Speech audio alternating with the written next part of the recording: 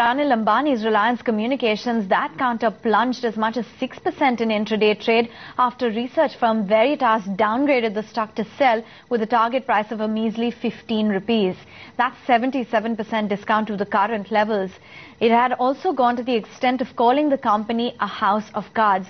Let's get in Sunita Nagpal from our research team to find out why Veritas has taken such a critical stand on Reliance Communications. Sunita.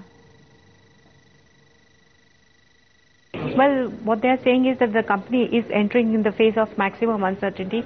On one hand, their EBITDA is not likely to grow; it's stagnant at the current levels, and also the fact that they're facing a huge debt on their balance sheet, and they have a debt obligation of roughly about $2.2 billion coming up in next 24 months. So for that, the company is taking some steps which are not very conducive for the company. On one hand, the company is curtailing capex, which means that they will not be able to compete with the peers going forward. And on the second hand, they've put assets on the block, which has not impressed Veritas very much.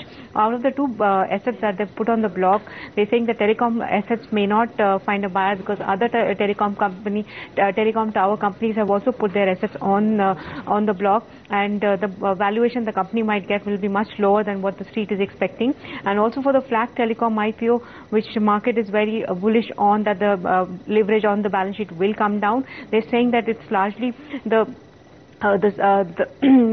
secured creditors that will be able to get the money, not RCom. So basically what they're saying is that now, because of these, the accounting policies and the norms that the company follow may come under cloud, because the company won't be able to meet these obligations, as well as the performance will not improve.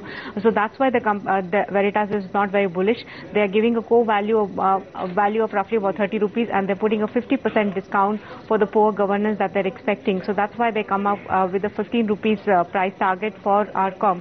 While RCom says that the Veritas report lacks credibility, they're saying that the report is full of factual errors, and it is malified in nature, and that's why they've rejected the report. But the stock was under pressure, and it touched a 52-week low of roughly about 59.50 during the day, but closed with a 4% drop in the price.